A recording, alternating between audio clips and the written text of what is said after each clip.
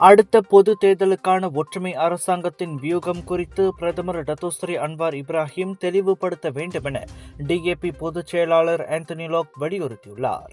மடானி கூட்டணியின் கீழ் அனைத்து கட்சிகளும் ஒன்றாக தேர்தலில் போட்டியிடுமா அல்லது எதிரெதிர் முனையில் நின்று தேர்தலை சந்திக்குமா என்பது கூடிய விரைவிலேயே தெளிவாக வேண்டும். ஒரே நேரத்தில் மத்திய அரசாங்கத்தில் கூட்டாக ஆட்சி செய்து கொண்டு மாநிலங்களில் ஒருவருக்கொருவர் எதிர்த்து போட்டியிடுவது அரசியல் ரீதியாக பொருத்தமற்றது என அவர் குறிப்பிட்டார். தெளிவான முடிவு இல்லையெனில் கூட்டணி ஒத்துழைப்பில் குழப்பம் ஏற்படும் அபாயம் உள்ளது. எனவே தேர்தல் வரை காத்திராமல் முன்கூட்டியே இது குறித்து பிரதமர் தெளிவான முடிவை அறிவிக்க வேண்டுமென ஆந்தனி லாக் கேட்டுக்கொண்டார். கூட்டணியாக போட்டியிட முடிவெடுத்தால் அதற்கேற்ப ஒருவருக்கொருவர் தோள் கொடுத்து தேர்தல் பணியை ஆற்ற வேண்டும். அதுவே எதிர்த்து போட்டியிட முடிவெடுத்தால் நேருக்கு நேர் களத்தில் தைரியமாக சந்திப்போம் என்றார் அவர்.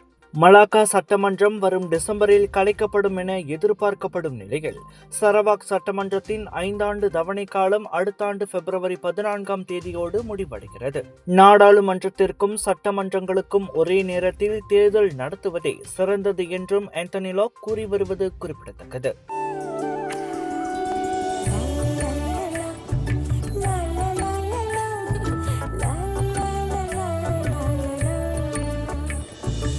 எல்லார் நம்பிக்கையும் நிறைவேறணுங்கிறது தான் ஏன் பிரார்த்தனை. Z Black 3-in-1 ஊதுபத்தி, அசல் 3-in-1 ஊதுபத்தி. பிரார்த்தனை கைகூடும்.